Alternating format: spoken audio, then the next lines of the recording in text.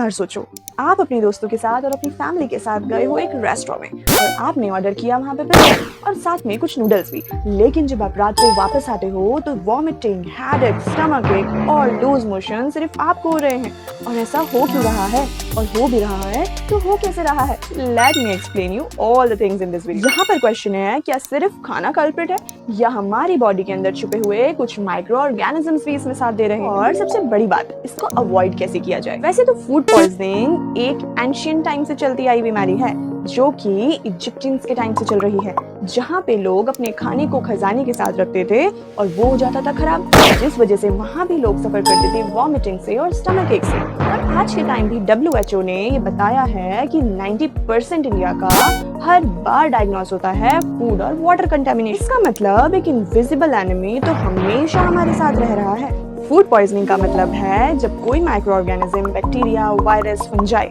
या उससे जुड़ा हुआ कोई भी टॉक्सिन हमारी बॉडी के अंदर घुस जाता है तो उसको हम बोलते हैं फूड पॉइजनिंग। क्या आप सबसे ज्यादा कॉमन कल्प्रिट्स को जानना चाहोगे जिस वजह से आप उस रात बीमार हो गए थे? सबसे पहले हम बात करते हैं बैक्टीरिया की। तो बैक्टीरिया एक बहुत ही ज्यादा कॉमन कल्प्रिट है जो इजीली हमारी बॉडी में जाने की सारी ताकत रखता है। जैसे कि ये अनकुक्ड मीट या रॉ मीट जो कि अच्छे से कुक नहीं हुआ होता है उसमें ग्रो कर जाता है। आप समझ सकते हैं, तो डेयरी प्रोडक्ट जितने भी हैं उन पे ये इजीली ग्रो करके आपको फूड पॉइजनिंग के सारे चांसेस दे सकता है।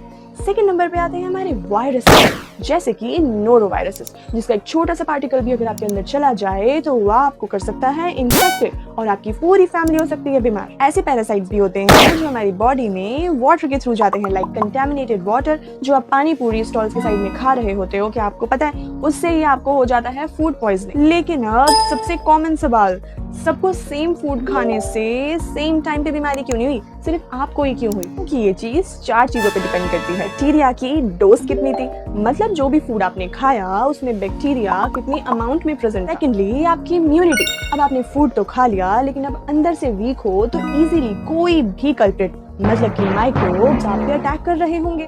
थर्ड, गट में गुड माइक्रोब्स का प्रेजेंट ना होना, मतलब कि जो माइक्रोब्स हमारे लिए फाइट करेंगे उनका गट में प्रेजेंट ना होना भी एक मेजर कॉज हो सकता है फूड पॉइजनिंग का। एंड फोर्थ, अनहाइजीनिक फूड, मतलब कि जिस खाने को हाइजीनिकली प्रिपेयर ना किया गया हो वो भी चांसेस रखता है कि आपको फूड पॉइजनिंग करा सकता है, जैसे कि पानी पूरी वाले का पानी पूरी खिलाना बिना ग्लोव्स, और ये सब फिर आपको कॉज करते हैं फूड पॉइजनिंग। पता है, अगर बॉडी में पहले से प्रोबायोटिक्स प्रेजेंट हो तो ये ऐसे काम करता है बैक्टीरिया बॉडी में जाके कि जैसे एक स्ट्रॉन्ग एनिमी के सामने हमारी बहुत सारी आर्मी के पास बहुत सारी पावर है और एनिमी का हमारे ऊपर कोई असर ही नहीं हो रहा है। क्या आप जानना चाहोगे कि ये सारे बैक्टीरियाज हमें बाहर से ही ट्रांसफर हो रहे हैं लेकिन इन्हें हम कुछ घर में भी क्रिएट कर रहे हैं, जैसे कि फ्रिज में रखा हुआ 3 से 4 दिन का बचा हुआ खाना जो पहले से इन्फेक्टेड हो गया है, मतलब उसमें बहुत सारे बैक्टीरिया, फंजाई, वायरसेस ग्रो कर चुके होंगे और जब आप उसे खाओगे तो आपको क्या होगा?